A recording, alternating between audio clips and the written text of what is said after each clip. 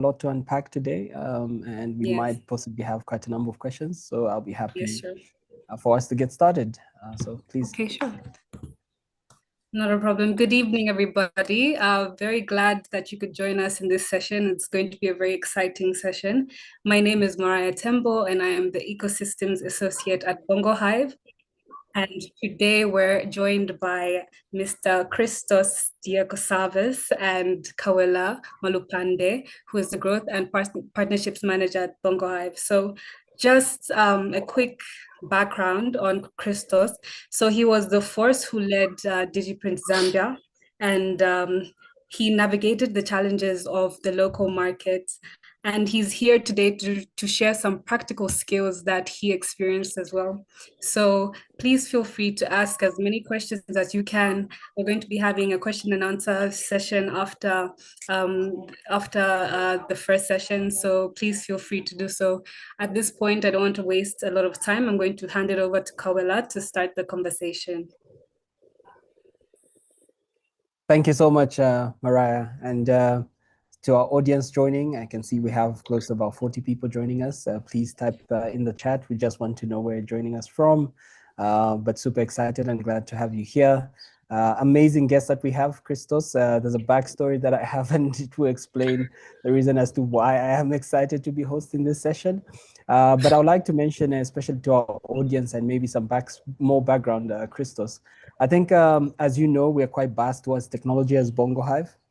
But we also do recognize that beyond just the startups, there's also the SMEs within our marketplace, right? So it's not just the startups that are building tech products, but also these traditional businesses and SMEs. Like in your case, if you think about it from a traditional perspective or at the core of it, you were almost like a printing business, right? And some of these businesses may not seem attractive. And so having this discussion about DigiPrint and later the exit as well is pretty exciting because it just paints the opportunity that exists for both worlds, the startups and the SMEs. To kick us off, I'd like to mention my first business that I started out with my co-founder when I was in university was a specialized cleaning service, okay? And it was a window cleaning service. And at the time, it meant, at the time, I it remember. meant me moving early from campus on the Copper Belt, cleaning some stores. But at the time that we decided to expand to Lusaka, guess who were the first among the first customers that we had? That was DigiPrint. And so I'm super excited to have this conversation. So to just kick us off, Christos, again, glad to have you. Tonight's theme is just basically around building a scalable business, right? And most entrepreneurs that we know are trying to really just survive the day-to-day because it's really hard to be an entrepreneur. So could you take us back to the early days of DigiPrint? What inspired the idea of building for long-term value and not just immediate profits? Yeah, we would like to hear about that. Thanks, guys. It's great to be here. I will say, Kabela, persistence is key, you know? And in your window cleaning business, you came to me. How many? I think you guys must have come at least 10 times before you convinced me. So I applaud you on that. So well done. Good evening, everyone. My name is Christos. I am a founder and founder and then became co-owner of DigiPrint. It's obviously gone through a lot of transition, significant transition in the last few years. Through that journey, I learned that building SME is not easy. It's tough. And I'm here this evening just to I'm actually excited to share some of the lessons that I learned. Hopefully spark some ideas that you can apply to your own businesses going forward in the future. So I'm privileged and I'm humble that I'm here speaking to all of you. So in the early days of DigiPrint, my focus was survival, payroll, keeping customers happy, making sure the doors stay open, lights stayed on. You know, we were busy, we were hustling, and we started in a tiny little shop in Arcades with people. I don't know if there's any participants who've been here who are our first customers that side, but we grew slowly, and yeah, it was a very traditional business. You know, it's a print shop, but we developed it and we We implemented different technologies. It became the Xerox distributor for Zambia. Through that process as well, we implemented some really cool products as well. That complemented Digiprint as well to our customers. But after some time, I started realizing that I didn't really have a business, but I had a job, and that's when the idea of long-term value became very real for me. I started asking myself things like, what would I do? What how am I going to grow this business? And my mindset shifted from immediate profit to building systems, training people, and keeping our finances as transparent as possible. So it wasn't for me so much abandoning survival mode, because we had a couple of points in our 12 years that we went into survival mode. We have to be real here.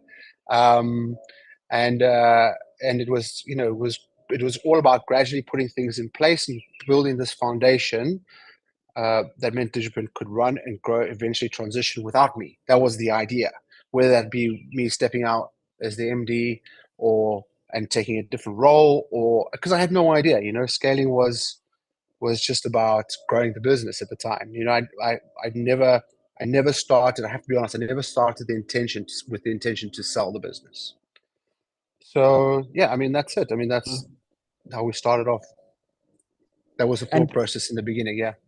Yeah, and let me just double click on something there. So I think you've mentioned the aspect of you were trying to scale the business, right, in your role as MD, and sometimes you didn't know, right? And that's a real case for entrepreneurs that we have. Most of them are first-time founders, and you just don't know. So how did you learn? Like, what were your go-to places if you needed information, inspiration, or some form of learning?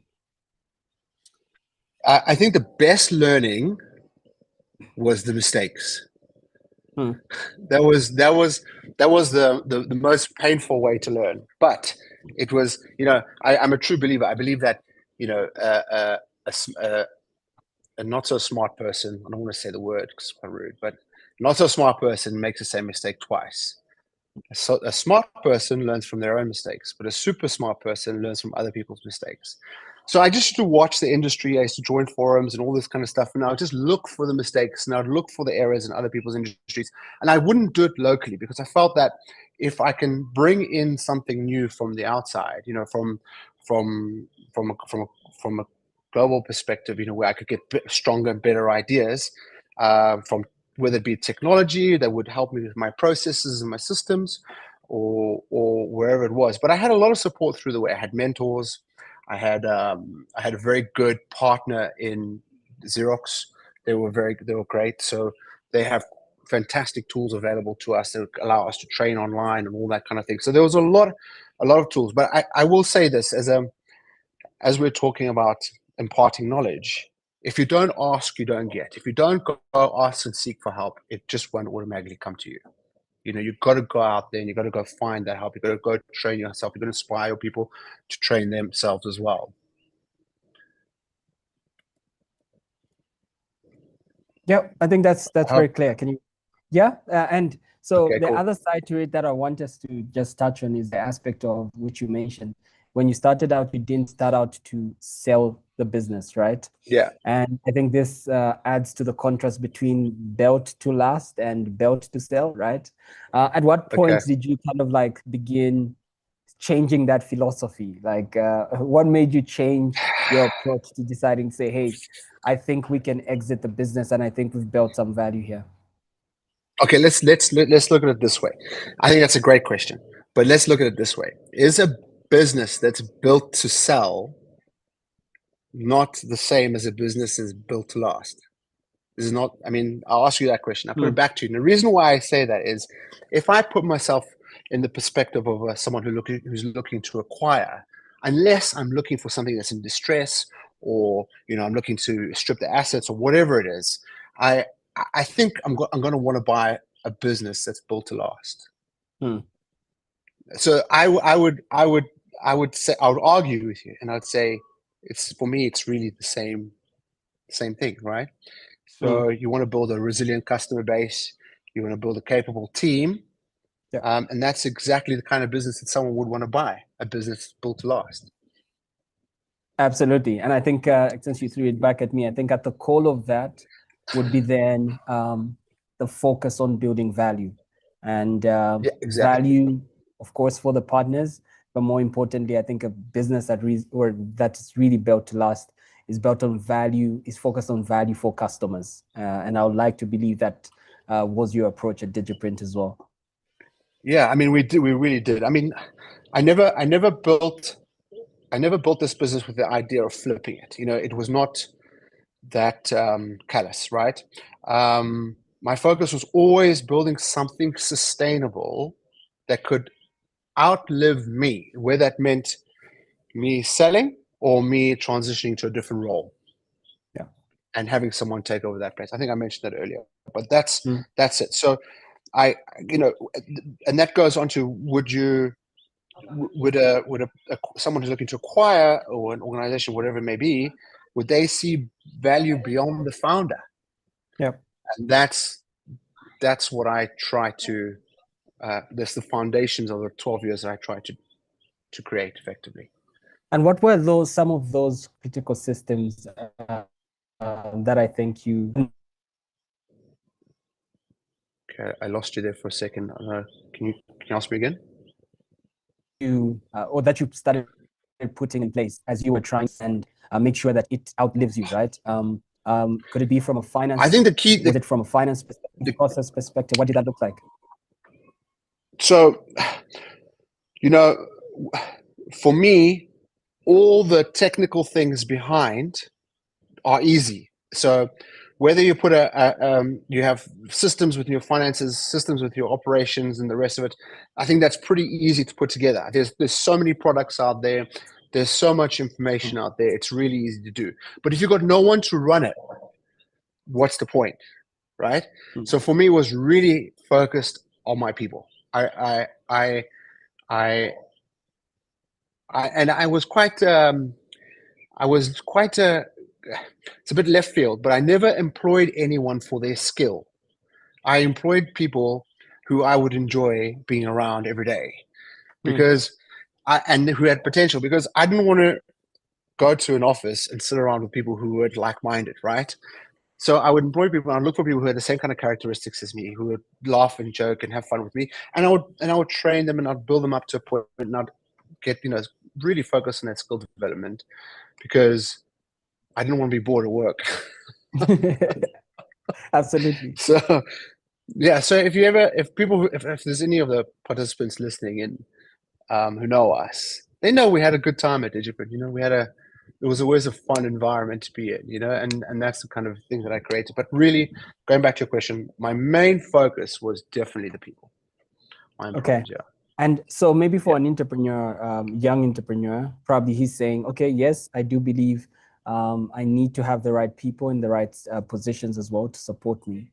But maybe they're like, I do not have the capital and backing to employ everyone that I would love to support me, right? From a technical perspective. That's the thing, right? So you might have to employ someone who's a lot cheaper and then build them up, but you can see the potential in them. Yeah, but what critical roles do you think? Us. Yeah, but what critical roles do you think are absolute non-negotiables, where you need to really have people that are doing and know what exactly they're doing in those roles? Well, definitely, and I wrote some notes about that later on, but I definitely, financial transparency and accountability. I mean, you need to find someone who can actually make sure that you create that, right? So, my exit at Digiprint was not 100% perfect either. We went through some difficult times, difficult challenges, but I think learning the things that I've learned through this exit, if you don't create that foundation in your financial accountability, I think you're going to run into troubles. And we did. Luckily, we managed to fix them, and we managed to speak to the new owners and talk about it and talk through it when it came up in the due diligence. But you need to make sure your accountability is, if your complete goal is to exit on your business, then that's from what I've learned, that's the number one thing for sure. And do you think there's a place for both? Which is, is it okay for someone to say, hey, from the start, my goal is to sell my business, or should they always firstly just be thinking around building it to last, and then at some point, the idea would come for you to sell? Yeah, I mean, how many times have we seen that, right? We've seen that so many times where people are building businesses just to exit on. I mean, especially in the technology space, right? We see people growing, doing equity releases, all types of things, just so that they can scale quicker and they end up with amazing products. I mean, we all know about the ones that we read about, but I'm sure it happens all the time. I'm sure it happens in smaller economies, in smaller markets, in smaller products. I can only make an assumption on that. Sorry. Hello.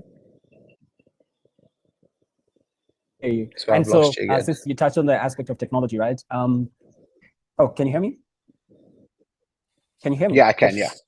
Yeah. So I can. Yeah, I got touched on technology, and I'm interested to find out, because tech is a buzz thing now, right? People are talking about AI. Yeah. Even in this space, how have you managed to still pitch, especially with investors, how have you managed to still pitch the value of the business and get these investors and stakeholders or potential acquirers still interested? Okay, look, I don't know too much about the tech space, right? But I will say, from all the things that I've read and all the things I've seen, it can be quite sexy, right? Everyone wants to help a tech startup. Everyone wants that new big thing, the new PayPal or whatever it may be, right? The new social media or whatever it is, right? I mean, those are the real,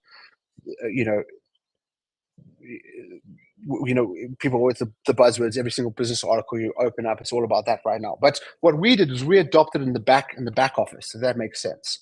So Xerox had some AI tools that are available to them that we implemented would help us in our process.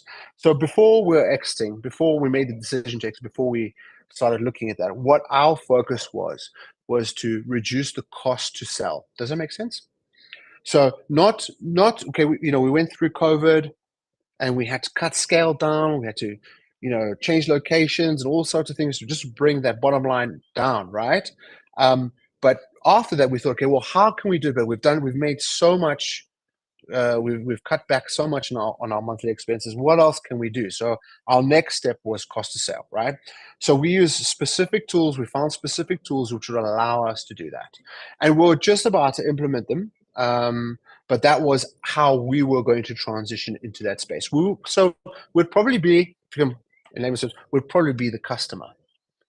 That was the idea. So making it easier for us to service our customers, easier for us to understand where our staff were, to see where they were going out. And that was more on the Xerox side of the business, right? At one point, we had 1,500 machines on contract within Osaka alone. So it was a lot of going out there, a lot of finding, making sure that we're servicing our customers, keeping them going. We had some really, really strict KPIs in our contracts, so we had to make sure we're on it. So we were looking at things like, deploying a warehouse into the back of the vans, for example, right? And when I say warehouse, I mean a warehouse, so that we knew our stock was met. Sorry, guys. It's family time now, so my kids nearly ran out. Forgive me. So we try to implement all those processes in, so that just again to get that cost down to our customer, and then we would pass that on, make ourselves more competitive. So that's how we saw technology in our space. So different ERPs, different tools available to us. I mean, we had one tool available to us, which was incredible. It would allow me to go into my customer's environment. I would understand their total cost of their print environment. And then from there, I would create a benchmark to say, okay, this is what your current environment costs. And I'll build a model for them, which showed them what my solution would look like comparatively to the data that they have. And that's just a plug and play. Boom, straight into their network, collect the data for 6 weeks, have a good amount of data, and it was the easiest pitch ever. I would just go in and say, "This is what you're spending at the moment. This is how much you can spend if you had my solution in." And on top of that, we would show the ROI. So if we knew that we could save a customer over a certain amount of time, my sales MD sales thing is kicking in now. So I'll rein it in. But that's how we use the tools. We used our tools to advantage ourselves. So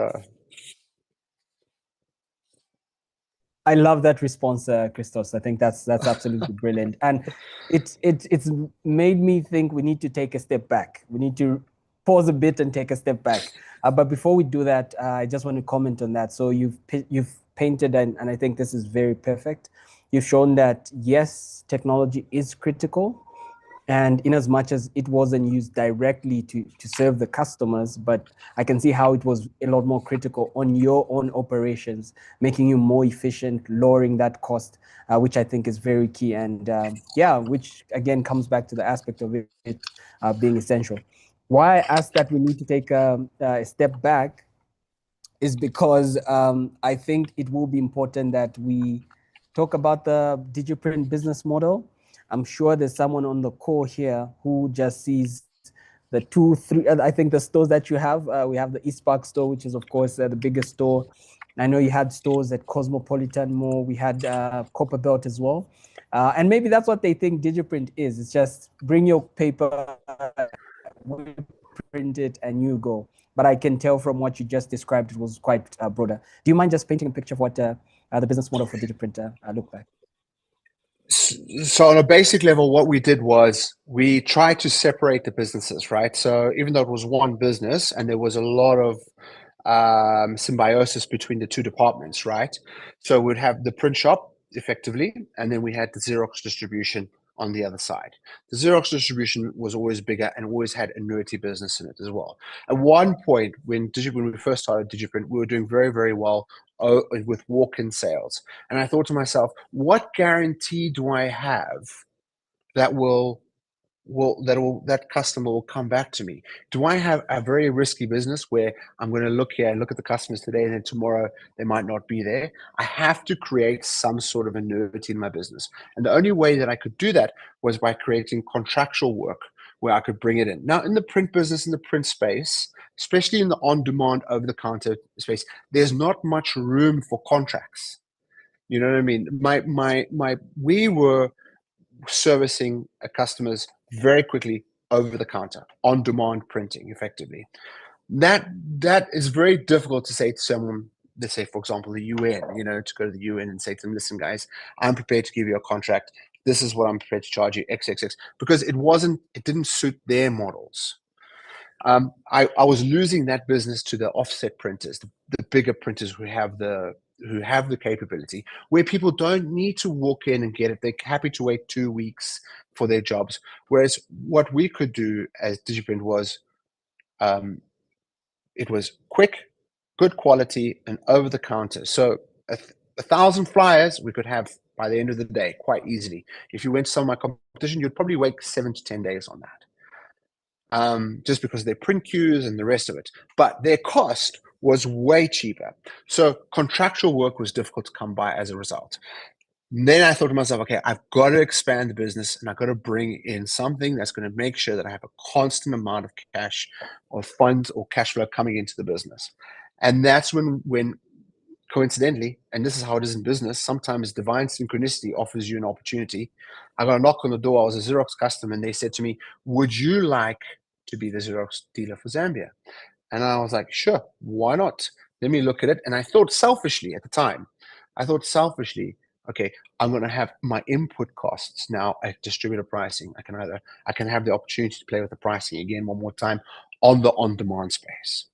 And after a year of working with them, they said to me, "You need to hit your targets." And I said to them, "Okay, no problem." And then we really, really scaled up that business, and I realized how good it was. So it was a nice package to bring in because I got the guarantee of the annuity and I had the daily sales coming in as well. So, and they always supplemented each other. We move money across from different departments and the rest of it. Sometimes we've got a big job coming into Digiprint that will help us make payments to some of our suppliers in South Africa. So it was, it was a very nice symbiosis. Very difficult to run both at the same time because it was difficult to explain to the customers which hat I was coming in at. So I made a conscious effort not to separate. I separated them, and then so I had all my Xerox customers and I had all my Digiprint customers, and very few customers were actually both. But slowly they would kind of integrate, and I'd say, well, actually, I know I've sold you a printer, but if you need business cards, we can do that for you as well. I love that, and I would like you to speak more about the aspect of partnerships as well, because I can see how the Xerox partnerships was a great partnership and made you move, I think, or scale significantly. What would be your advice to entrepreneurs as they seek to grow and how they can leverage partnerships? Yeah, definitely. Look, I had a very, very good relationship with Xerox.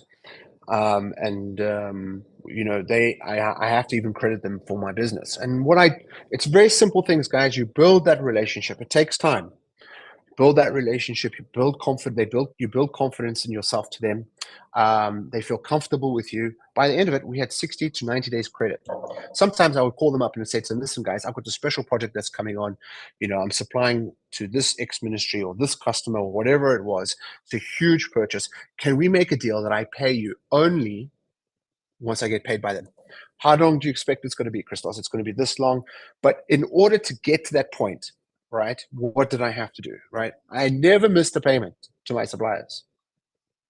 I always made sure that they were taken care of. So it was staff, supplies, statutories, and the rest of it. I always made sure that we were on good terms with them. I made sure I used to call them at least once a week. This was an exclusive agreement between myself and Xerox. So I knew I had to develop that relationship. And I think if I didn't have them and they were so flexible, and then you kind of get to know them, these guys in the big corporate world global, who work for these global companies, they've got targets to meet. So you'd know when their targets were falling into place. And then you'd say, okay, well, I know I wouldn't say it to them, but I'd say, listen, guys, if I buy X amount of printers and I get this in my stock, and if I do this and I created a big order, will you give me an extra 60 days on this order? And will you make sure that that you give me a better price on this order? And I would just look for those little nuances that would advantage me. And it's a game. It's a game. There were some times that I knew I had to make an order just to keep them happy. You know what I mean? There were times when I would do that. It would put me in a difficult position with my cash flow, but I did it because I knew the long-term value. And I only 90% of my stock came from one supplier. So through Xerox, whether it was for Digiprint or for the actual Xerox business, right? So it takes time to get to that point, guys, but you've got to be patient. And if you build that credibility and you build that foundation with your partner, if you are in this distribution business, you will get it. You will get it. And you build that trust, guys. It takes time. I used to walk into their offices in Joburg and be like, hi, guys. And then I just sit and be part of the furniture by the end of it, And I think they enjoyed it as well. That's brilliant. And I think you're speaking to, you spoke to a lot of things there beyond partnerships. There's like cash flow management, asking for the credit, building the relationships, again, striking that balance, right? I would like to find out, because in that process of building long-term value, right, be it for the customer or your suppliers and partners, right, it's never a straight line. You're learning and making quite a number of mistakes. Could you maybe share a very specific challenge or mistake that you made along the way that I think could have taught you a critical lesson when it comes to creating real sustainable value? I'm gonna speak quite. Forgive me, guys, but I'm gonna get a little bit emotional here. Ego is your biggest. Well, was my biggest. You're you're in an environment, competitive environment. You have friends. Your friends are doing well, and they're opening stores, and they could be in different businesses. And you're going to have a drink with them, or you're going to have lunch with them, and you're talking about your businesses.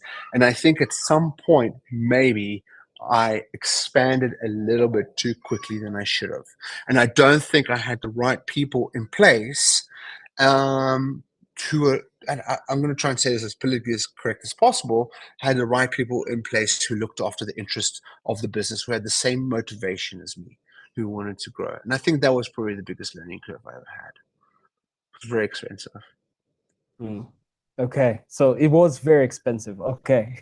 Yeah. And so, yeah, again, while I hear you around scaling, around partnerships with Xerox, right? I think these are big organizations like Xerox, right? And I think it takes dreaming big, right? We have quite a number of businesses that are currently registered and entrepreneurs that are running in the ecosystem.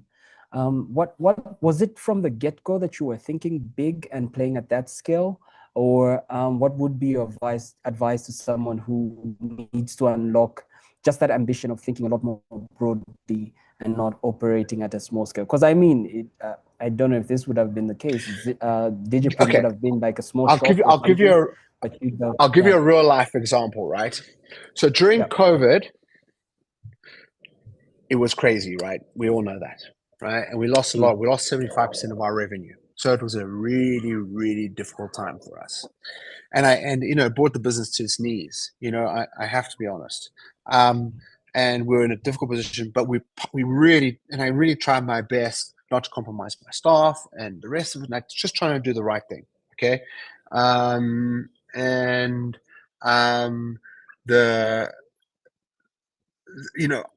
found myself like putting out fires all the time, right?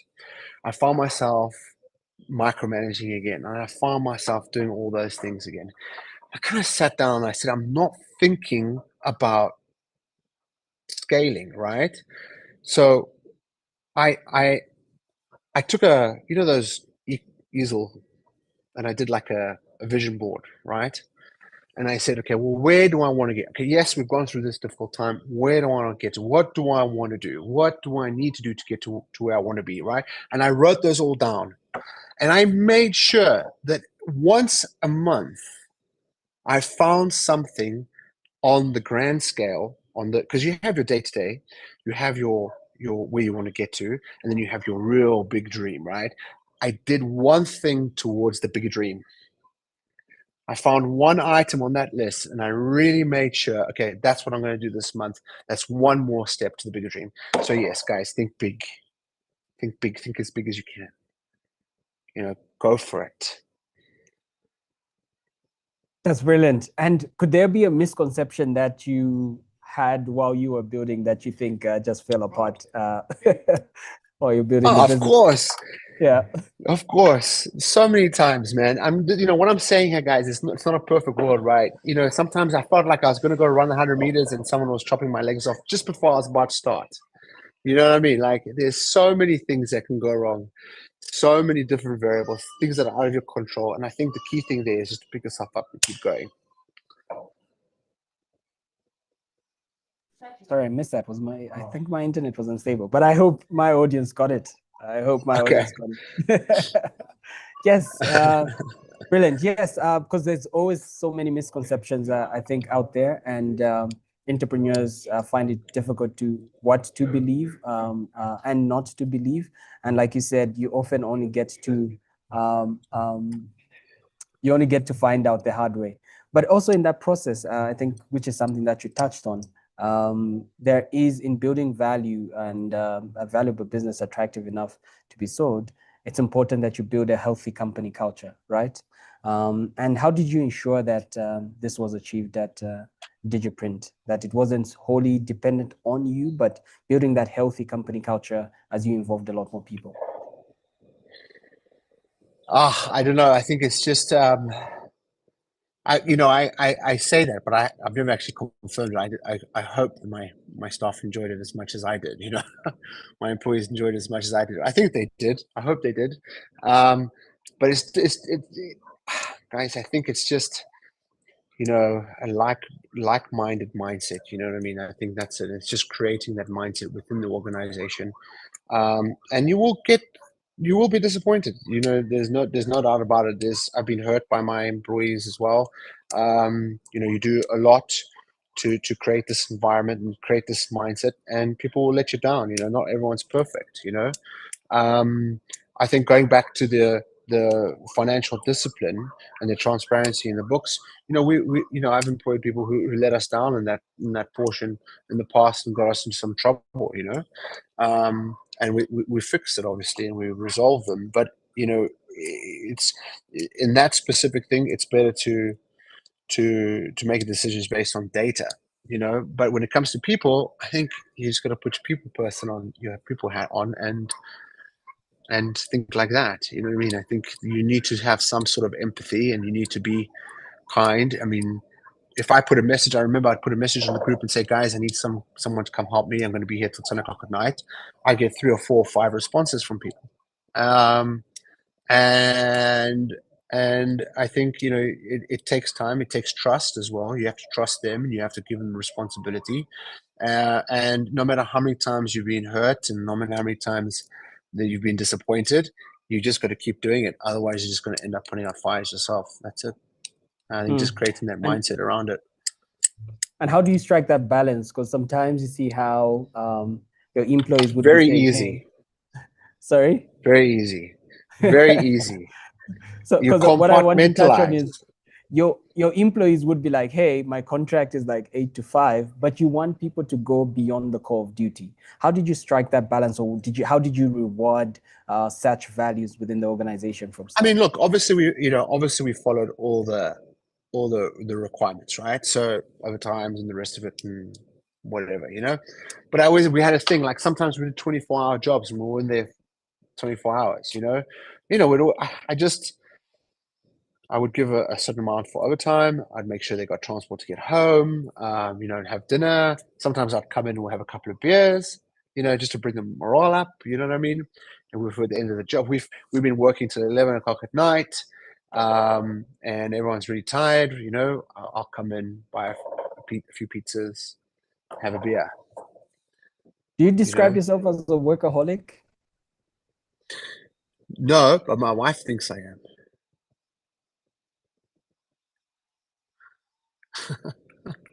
Okay, I'll trust So your I've wife lost you. Yeah. more than your response. Yeah, and so if you were to build it, because I think again, super proud of the accomplishment and achievements that you made at Digiprint, and if you were Look, to it's do it not all over perfect, again, yeah, we had a lot of learning curves, and Yeah. I can't emphasize that. And the question and answers, guys, feel free to ask me anything because it's easy having these conversations in hindsight, but in the moment, it's very, very different. Absolutely. And what's one? Yeah. Sorry, I lost you. Yes, I think he's dropped off a bit. Okay. Thing that you would, if you were to start all over again, how would you build it differently? Sorry. Did all over again, how would you build it differently? Number one, financial discipline, 100%. That's the biggest factor. Number two, I don't think I'd be so empathetic in the way that I employed people. I think I would really focus on the skill and what they can deliver, and then try and build around that. My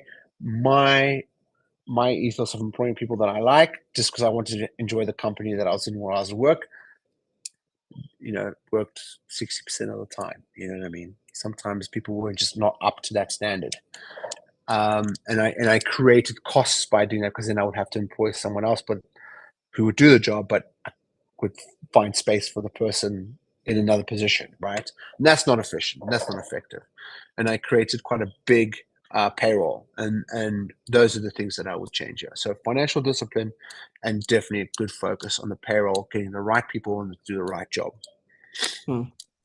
And I don't want to take much time from the Q&A. What would you say you're most proud of building at Digiprint?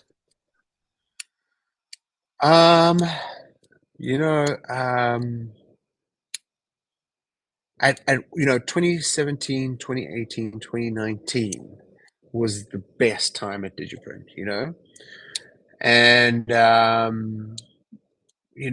once we went into 2020, we were seeing a sort of economic decline anyway in the economy, and then that was just pushed forward by COVID. I think I'm proud of the fact that I had people who stuck by me during that time. You know what I mean? And sometimes we'd have to miss payroll by a few days. You know what I mean? It was tough. And I would sit down with the guys and say, listen, this is the situation. 90% of the time, 99% of the time, I was like, no problem, boss. We've got this. You know what I mean? We'll figure it out. And I think that to me was really the core thing.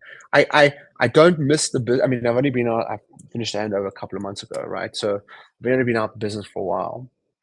But I don't miss the business, but I miss the environment, if that makes sense. Yeah, thanks for that. Mariah, I would just like to pass it over. Thanks, Christos, for those insights. Again, love the progress that you've made and super proud of your contribution as well. I do know you've reached out to us mentioning that you'd like to be a lot more present in the ecosystem, support entrepreneurs. So we're really happy to have you. I just wanted, Mariah, if you can, I am the host now, run us through a few questions. I can do that. Let's see what we have, because I think Mariah dropped off. We have a lot of people joining us from different locations. We have Lusaka, we have Lumwana. Jokingly, someone has a bone to pick with Digiprint, so we will send her your way. Right? Yeah. I think that's Vanganji. Vanganji, I will send you Christos' number and email. Please, you can pick the fight from there, and I'm sure he'll be happy to help you. There's a question. What percentage of Digiprint's initial capital was personal finance? And what is your advice on starting a business of such a magnitude on a loan? Good question. That's from Aubrey. Yeah, guys. I mean, we started on capital, right? On my own capital, right? So it wasn't a big investment. Well, it's a big investment, but it was tough for me. At the time, it was quite difficult to get financing for such a business. It's a traditional business. It didn't have that sexy appeal like renewables or tech or whatever, where people really want to encourage that kind of business. So it was a traditional business. I put some money in and I borrowed some money from private lenders and all that kind of stuff. The first kind of couple of years was just making sure that we got that money back, right? It's tough. It's a good question because I don't just have this conversation in Digiprint. I have this conversation quite a lot with all my colleagues who are in different businesses, and I think that's probably the biggest challenge that we have in Zambia is: are there enough facilities? Are there enough mechanisms? Are there enough lending vehicles that will suit whatever kind of business that you're into or whatever it is? And I think until we see a little bit more competition amongst that, and we're not just relying on the angel investors and the people who want to see and develop things, it's going to be tough. And it's the only thing I'd say to you is don't overstretch. Don't put yourself, do your figures, make these decisions based on data. If the data is good for you, then go ahead and do it. If you want to take it, business is risky. Ultimately, I'm saying you have to be, you have to take a risk, but make sure it's calculated. Thanks, Christos. There's another question. I think this is from Galaxy S22. Please, that could be an AI. We don't know. Please rename yourself. But the question is, given your hiring perspective, would you advise paying more attention to get the right people, or does the aspect of financial discipline always take precedence? Interesting. Guys, from what I've learned going through this thing, and the biggest issue that we had with the potential buyers at the time was our financial discipline. So I would say to you, if you've got someone who's interested in acquiring your business, the first thing they're going to look at are your books, are your numbers. And if you can't show those clearly enough, then And I would like to stumbling double block. click on that, Christos. So when you say financial discipline, like what financial mistakes are we talking about here? Like just to give Okay, so I wrote this down. So let me read it to you. Forgive me. Okay, so financial discipline: transparent books, tracking key metrics like cash flow, margins, and making decisions on data rather than intuition. Brilliant. Thanks for that. That was clear. And Chavala is asking, is it right to believe in your business idea based on what you think is the potential of your business and not based on what the business has achieved? Okay, is that judging a business based on potential rather than performance? In terms of value, you mean? Chavala, if you can clarify, that would be good. But I can tell, are you judging it based on potential that it has or performance? So let's say if your business was doing poorly, do you still push to believe in the idea? Or I hope that's the aspect or that angle you were going with it, Chavala. But any thoughts on that? I think it's difficult. If you're looking at it in terms of value, sometimes you might have an offtake agreement with someone, for example, right? That that's going to come into place. So you've got to keep working for it. If you know that you can see that coming through, then keep pushing. If you know that's going to happen, sometimes I base my decisions on knowing that I'm going to close a deal in a month time, but it's not completely guaranteed. And I know that revenue is going to come in. No matter what happens, I got to push through it, make sure I close that deal. You could start a conversation with someone. It might take you 3 months to close that deal. And it's difficult to kind of project what's going to come in and the rest of it, but you just got to put it down. You got to say, well, I've just got to get it. Otherwise I'm not going to survive.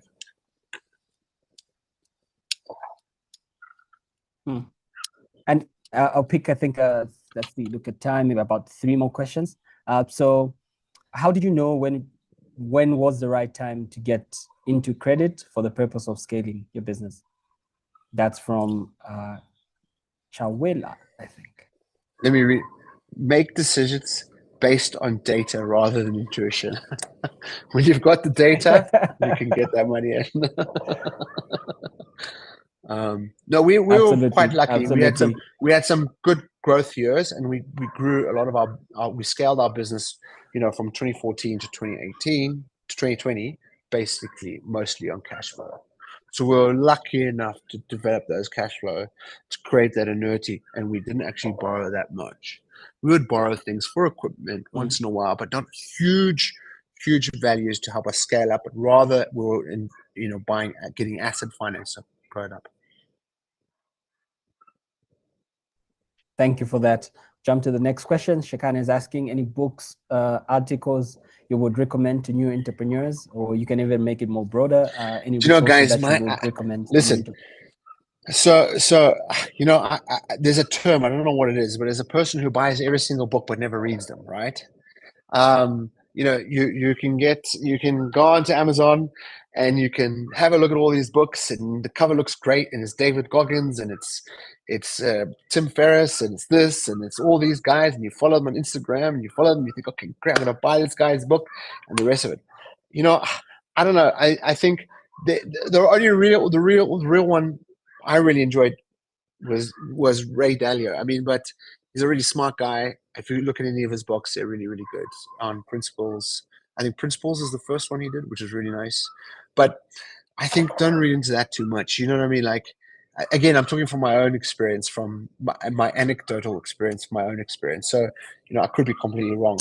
But don't put too much pressure on yourself. Yes, they help. Yeah, they're great. But, talking to someone who's in the industry, maybe in a different country, or even in the same country,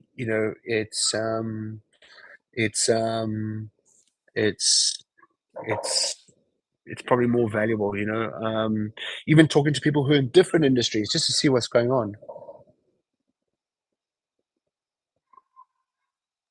Thanks for that. Next question, David Monza. How would you advise startups to do their marketing in the Zambian or Southern African context?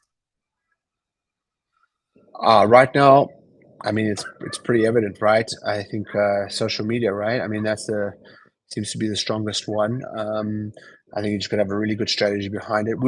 Honestly, we were never very, very good at social media. We did try a few times. We did try and be engaging, create programs and the rest of it. Um, but yeah, I mean, traditional forms seem to be not as effective as much right now.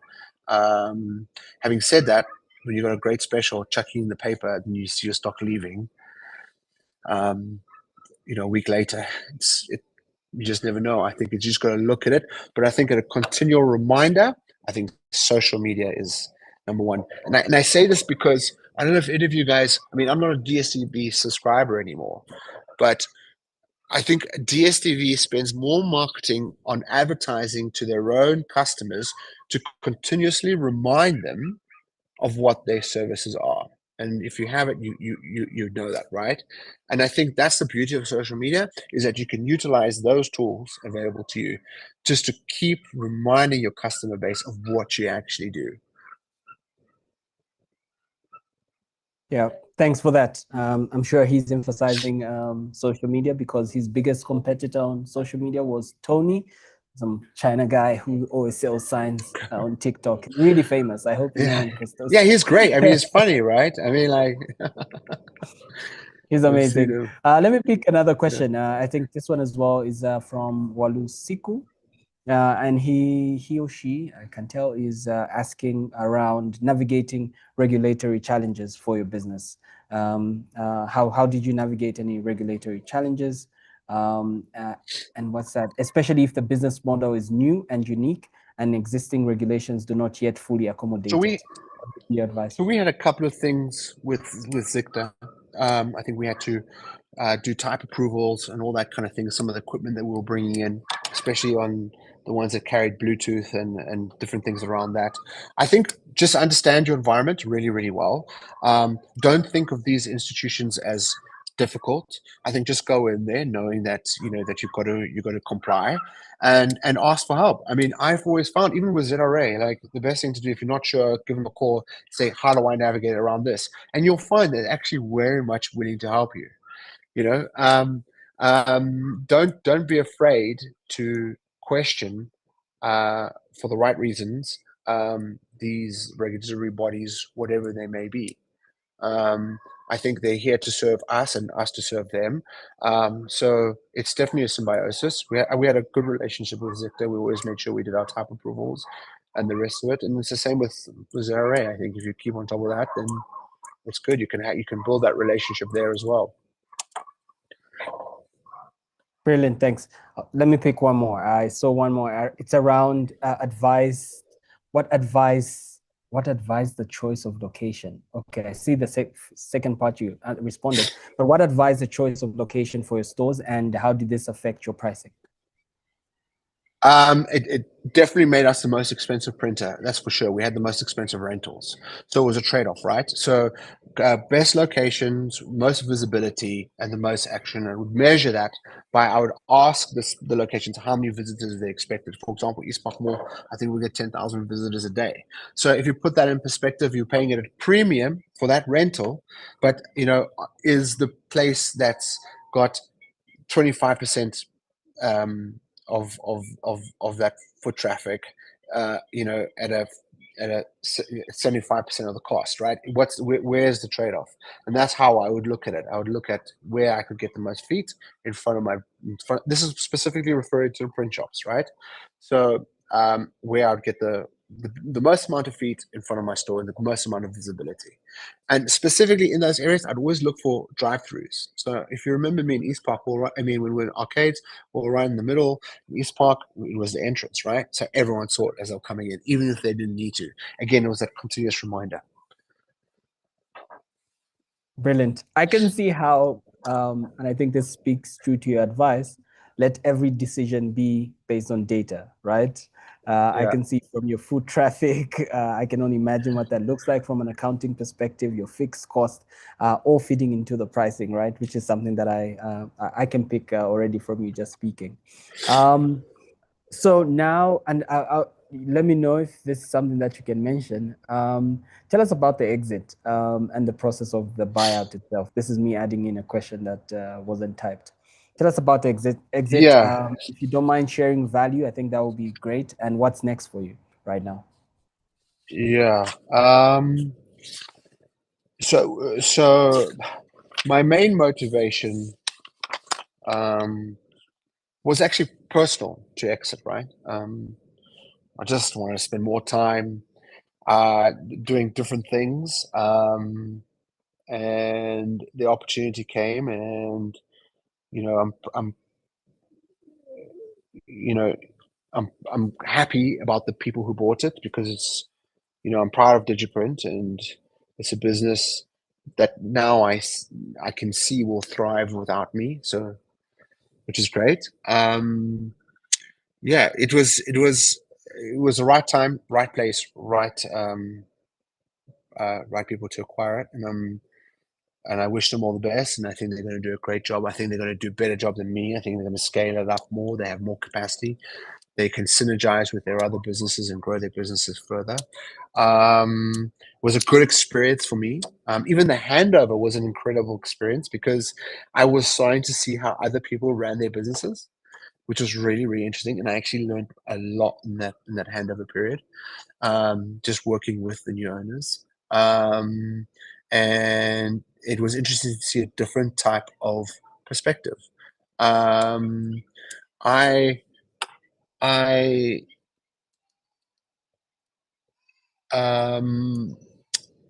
yeah, what am I going to do next? I mean, I don't know. I have a couple of things in mind. Um, I I might take a break from owning a business. I don't know yet. Take the pressure off a little bit. I mean, regroup, maybe do some consulting work. That's something that I want to do, which I kind of already started. But yeah, it's yeah. I mean, I haven't really decided yet. Maybe I can do something less customer facing. It was a lot of work dealing with 1,500 contracts. And having daily customers walk into Digiprint. We were not perfect. We made mistakes. You know what I mean? And we have to own those mistakes, and it gets to you after some time. And yeah, it was more of a personal reason, to be honest. And the opportunity came, and I took it. I have so much respect for people that have B2C customer facing businesses. I think most of the businesses I engaging, I prefer working with corporates, and B2B models are the best for me. So I have so much respect for me. There's a question that has just popped up, and I think it's worth Yeah, I've seen it. also The one for bringing up. the COVID pandemic one, right? Yes, from Right? Peter, right? At Peter, Dropping yes. I saw the 75% same is question. quite mad. Yes, that's crazy. Yeah, And so yeah. Peter is asking, did So the COVID? Yep. actually, yeah. Okay. So Peter, thanks very much for the question. It's a very good question, right? I actually had to release some equity in the business to survive. A difficult decision to make, and that's when I released to Kukula Capital, and they helped me rebuild the business. They helped me get that financial discipline back in place. Because you get yourself into a situation where you can't really keep up with your bills and the rest of it. So it got to the point where I thought to myself, I need this business to survive. I have to release some equity, and the money that was released didn't come to me. It went straight back into the business. So it was a bittersweet pill to swallow. But I think when you're in that situation, guys, I will say this to you: make sure you choose a partner that you can work with, one that you can trust, and one that trusts you. And I think I couldn't have asked for a better partner with Kukula Capital. They were fantastic. They really just let me to my demise, and they let me crack on. The second part of the question from Peter was post pandemic mitigation issues. I mean, these are pretty standard things. We just gave we just had to cut back. That was it, really. We had to put in those new policies. We had to be a little bit more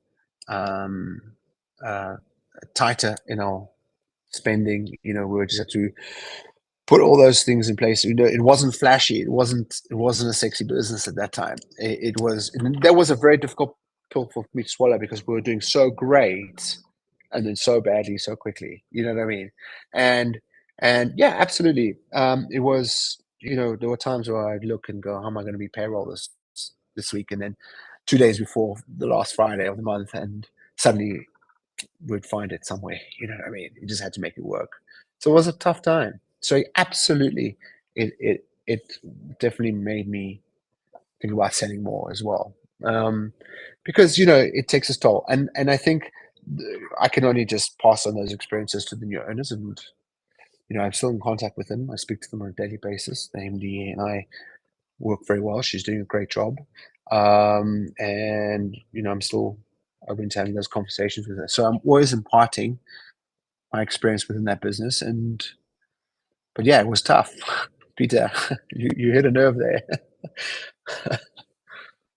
And Sam is trying to find out why exactly what your background is and why exactly you chose printing and not farming or mining. Okay, so I actually grew up in Mukushi, so I have a You should have been a farming farmer. background. You should have been a farmer. Yeah, I know. That's right. I should have been a farmer. But I did a business degree. But I was a creative at heart. I actually got into one of the best copywriting schools and graphic design schools in Cape Town, called Red and Yellow. And at the time, we're talking early 2000s. It wasn't the most, it was very difficult to convince my conservative parents that this is actually going to be a career. And I think a lot of you who are in tech probably have the same problems. So just keep fighting for it. And funny enough, I worked in London for 10 years as well. I worked in real estate. I worked in real estate investment. I worked in overnight money markets, and I cut my teeth in European. I was lucky enough to have the experience to go out there and do that. I have a dual nationality now, Zambian and Greek. So at the time when Britain was part of the European Union, it was easy for me to do that, to make that step. So I was fortunate enough to have that, privileged enough to have that. But yeah, it's. I never thought I would be doing something creative, and going back to Digiprint. Initially as a printing shop before we developed the Xerox business and everything else, it was really nice and refreshing to be able to kind of be creative again. Brilliant. If you try convincing your parents, I'm going to be a window cleaner, by the way. Equally, same thing, right? There you go. Aubrey is touching on another point, Christos. Sorry, I think I'm the one who mixed up. No problem. I can see like we were going to go up to like 7:30. Totally mixed that up. But we have two more questions here. And it's around pricing. Pricing is quite difficult, and we would just like more insights around how you price, your pricing model. Did you focus on low margins and selling as many products as possible, or was it more of let's have a healthy margin, fat margin on each product that we sell? Cost of business here is expensive, right? Rental, if you take the square footage price of a rental property, it's high, right? You take it before Starlink came in. If you look at and made the internet competitive, I think we were paying at one point $700 a month for our internet alone. You know what I mean? So it's a very difficult thing. If the cost of business from a smaller business, right, for us, where we couldn't negotiate better rentals because our economies of scales are not as strong as, say, for example, like a Mi'kmaq, right, who are taking 3,000 square meters in East Park. There's different. We didn't have that luxury, right? So it was a tricky thing. If we saw the volume, and being a smaller business, you're quite dynamic. The customers in front of you. You want to get the business. Okay, you're bringing in the volume. And it was quite quick decisions. It was right there and there. I would see what was happening. I could see the quotation going out. I could see the customer complaining, and ahhing. So it was a very intuitive process, but we went for margin, and we had to initially, but because of all the cost of running the business effectively. So we had to look for that margin stability. But you know what? If you are in a position where you can get the volume, go for the volume 100% every time. The last question from Imasiku is around not getting caught up in the whirlwind. So you get so caught up in the day-to-day, but focusing on the overall goal, which is something you talked about. Imasiku is asking, can you share an example of or two of these and what your overall goal was? Yeah, any of these big goals that you had? Okay, so I mean, I'll give you an example. If I wanted to implement a new service, for example, right? If I knew that I wanted to bring in a different technology or whatever that was, right? I would write that down. I'll put it down on there. And let's say I needed X amount of money, or I needed X this kind of skill, or whatever it was to get to that point. You got to work towards that, right? You got to look for the opportunity. You got to look for that. And every time I would look for opportunities, especially after COVID, trying to rebuild the business, I'd look for opportunities to celebrate the success within the company. And I felt that if you get bogged down just from that day to day, you kind of lose sight of what you want to do. And I think you can at least say that you're scaling even in a difficult time, even if you achieve one of the items. I don't want to go into exactly what those were. I don't want to give away some strategy, but in case anyone's listening, but that was a reason. Yeah. Thank you for that. I think that's very clear. I mean, it's actually, there's another question from Peter that I want to answer. Sorry. Oh, there's one. There was a lot of talk about scaling. Did you have plans to take Digiprint outside of Zambia? Absolutely, I had plans to get to Zambia. I had a complete strategy to take it out. And our first port of call was Lubumbashi. And again, through the relationship through Xerox, they didn't have a partner there. And I kept trying to convince them over the years that we could do it. And unfortunately, when they finally gave us the go-ahead to give us that region as well, we got into that situation with COVID. We couldn't actually do it. But yeah, think big, guys. Brilliant. Because I think, and overall, for those, I think many entrepreneurs, the goal is that usually when you talk to investors and potential partners, they think Zambia is a small market, but obviously Christos doesn't agree. Yes, please, could you speak to that? Okay, so I think, guys,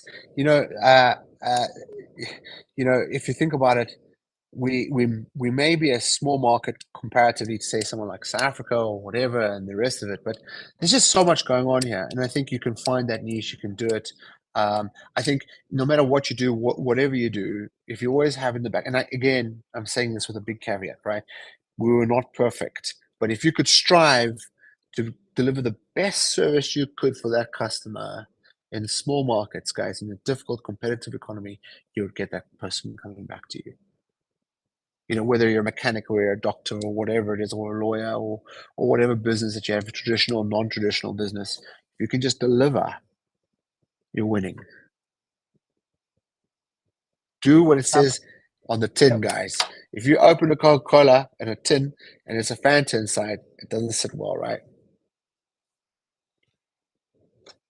And Sam, this is something I wanted to ask you as well, is asking the aspect of putting your eggs in one basket, right? People will tell you, oh, diversify your income, do this, do that. But your approach seems like you focus on one business. Yeah, could you speak to that? Yeah, okay. That's actually, you know what? I thought I was doing the right thing by reinvesting in my business all the time, over and over and over again. And one person that I won't say who it is, but there was one person that when I was talking about my difficult times, a mentor as such, right? And this was right in the thick of things. And I said to him, what did I do wrong? I did everything right. I kept putting the money back into the business, kept trying to grow the business. I'm trying to do all the right things, employ the right people, do all these things. But what I would say to you guys is, I never thought the good times would end. Okay. And sometimes you get into that situation where things are going so well, the ego starts playing again, everything's going great, and you're enjoying, and the money's coming in, cash flow is healthy, everything is excellent. I would definitely diversify, guys, in hindsight, that's for sure. And I don't mean diversify businesses. You don't want to take your focus away from what you're doing. If you believe in what you're doing, you know what you're doing, but there's no harm in pulling out that extra bit of money, creating that extra bit of rental passive income, maybe finding some sort of investment that can sit passively that you don't have to focus on, that will ensure your future. I didn't do enough of that, guys. I'll be honest. And so is this like diversifying revenue streams for the No, I think on business a personal or basis, right? Like as Mm. an entrepreneur, right? So you own your business, you're pushing, you're running, you're doing everything. You're getting a certain amount of income. Rather than maybe say you reinvest 75% of your revenue back into your business and diversify 25%, or you could scale down to 50%. Someone Awesome. says, "What salary did I give myself?" I never gave myself. I just gave myself whatever I could give myself.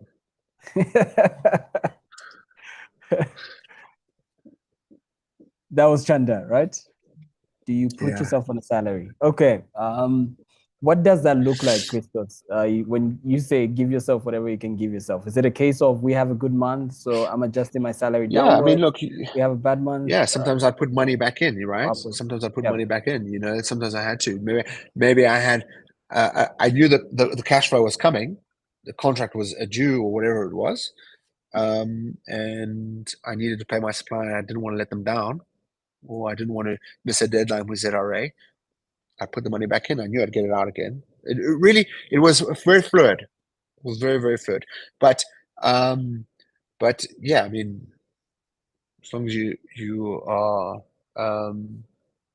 running your business with accountability and transparency, it's fine. I mean, there are tools and mechanisms in place for that kind of thought process. In closing, Christos, being an entrepreneur is hard, right? And you Yeah. go through one single day, you're going through multiple different emotions, right? So just a roller coaster. What made you stay sane, and how did you reward yourself as well as an entrepreneur for just the hard work that you used to put in the business? Yeah. Before I got married, again, guys, life changes, things change, motivations change, right? Before I got married and had children, my happiness would come from our success in the business.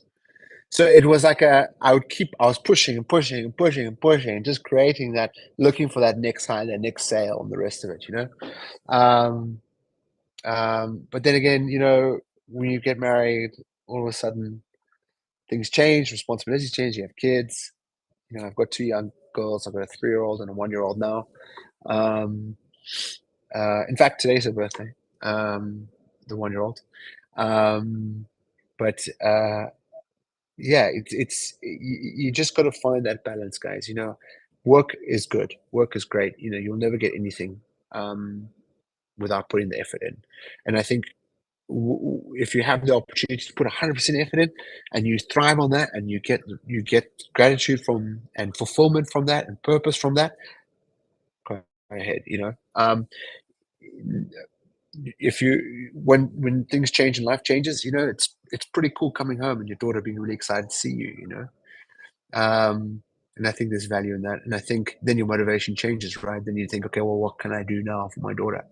What's the best? Can I give her the best life possible? Can I make my dad proud, who pushed me, gave me the opportunities to do what I wanted to do? I need to do the same for my daughter?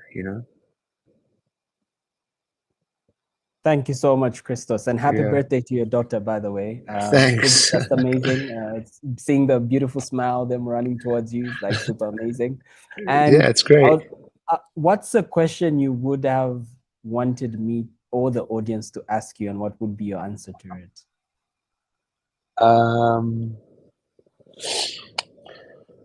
Well, can I make a comment, actually? Yes, please. Right, and I think, and I'm a true believer in this, right? And that's document your core processes. Okay. If I can give anyone a tip, get a notebook, get a diary, write it down. You can go back to the pages, read them again, make those consequential notes, because if you're not, you need to have a reference, right? And I think it's going back to that data again. That's the only thing that I would like to impart to everyone. Write it down, guys. Document that core process. Christos, Yeah. thank you so much. It's been such a pleasure hosting you, and we're glad and proud, and congratulations on your achievements and accomplishments. Wishing you a lot more Thank success. you very much. Where can people find you if they wanted to reach you? Anyone They in the can just drop audience? me an email, guys. I'm happy for you to post my email. Brilliant. And Brilliant. maybe at Bongo Hype soon. Looking forward to that. Looking forward to that. Thank you so much, everybody, for joining us. And you've been amazing, very thoughtful questions. And I think you made this conversation really insightful Thanks, for man. everybody. And thank you so much. Mariah, over to Cool. you. Are we just ending this, or would you like to share a few remarks? Yes. Like Kawala said, thank you so much for being here in this session today, and a happy birthday again to your little girl. I think Thank you. what you've imparted on the people who have joined are very practical skills that they will definitely be able to go and apply in their businesses. And thank you for being so open and honest as well. I think that was also very refreshing to hear. And just to our listeners, you can find our sessions or our upcoming sessions. We usually post them on our social media platforms. So you can just follow us on Facebook, it's YouTube, LinkedIn, Twitter as well. And you can find our next webinars if it's in person or online as well. Otherwise, this has been an amazing session. I just want to say thanks for everyone listening. Thanks to Mariah and Kabuela for hosting me. It's been really, really fun. And all the guys who are out there, good luck. I wish you genuinely from the bottom of my heart the best of luck, and I hope you make it. I really, really do. And if you don't, keep going. Just keep trying. Life's a rocky Thank you so road, you much. know? It's tough. Yeah. Thank you so much, Christos. Please have a good night. And to our audience as well, please enjoy your evening. Bye. Thanks very much, guys.